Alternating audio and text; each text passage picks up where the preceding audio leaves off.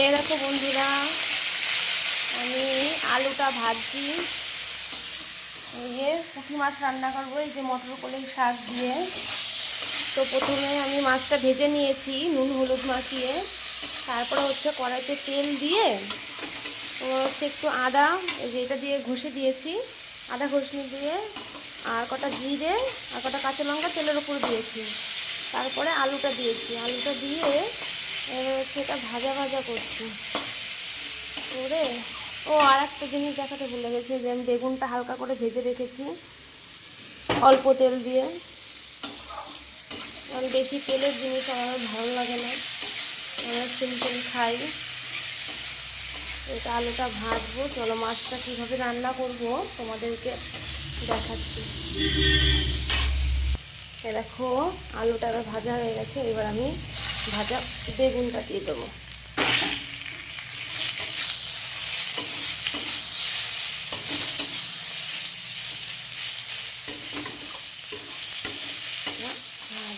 জল দেবো এর মধ্যে। এবার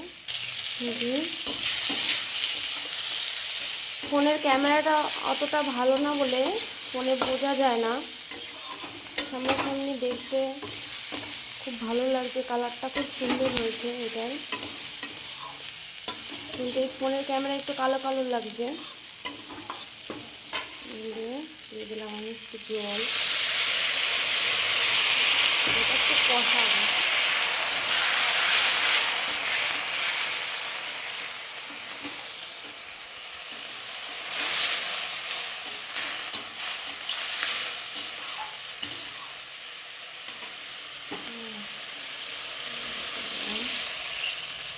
এটা বেশি ঝোল হবে না, এটা মাখা মাখা হবে।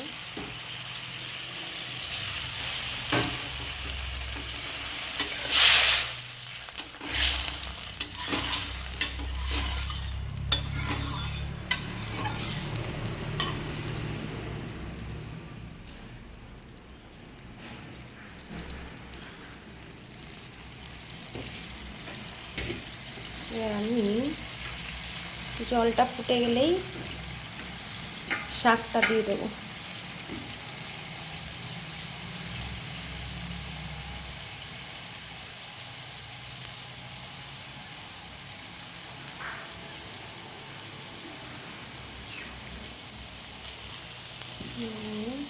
ডিমটা ফুটে এসছে, শাকটা দিয়ে দেবো। আমরা তো শাক দিয়ে এরকম করেই খাই, তোমরা কে কীভাবে খাও জানিও। আর যদি কেউ না জানো তাহলে এরকম করে বানিয়ে খেয়ে দেখো, খুব ভালো লাগে।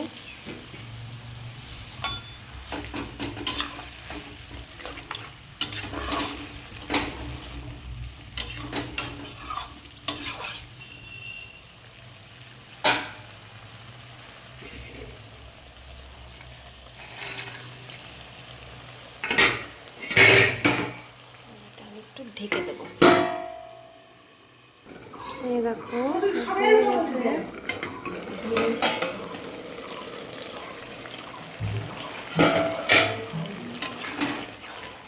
এবার আমি একটু জিরের গুঁড়ো দেবো এর মধ্যে।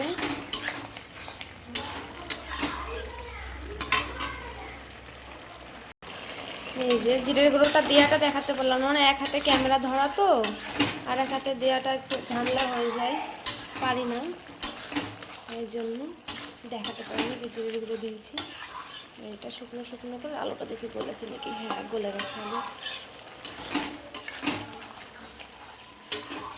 শুকনো শুকনো করে নামাবো। তো তোমাদের আমার এই রান্নাটা কেমন লাগলো সবাই কমেন্ট করো। আমি এডিট করতে পারি না, আমি নর্মাল যেরকম করে পারি ভিডিও করে সেরকমভাবেই দিয়ে দিলাম। ভিডিওটা শেয়ার করে দিও, লাইক করে দিও, কমেন্ট করে দিও। চলো টাটা। এটা এখন শুধু নামিয়ে নেব, নামিয়ে গরম গরম ভাতের সঙ্গে খেয়ে নেব।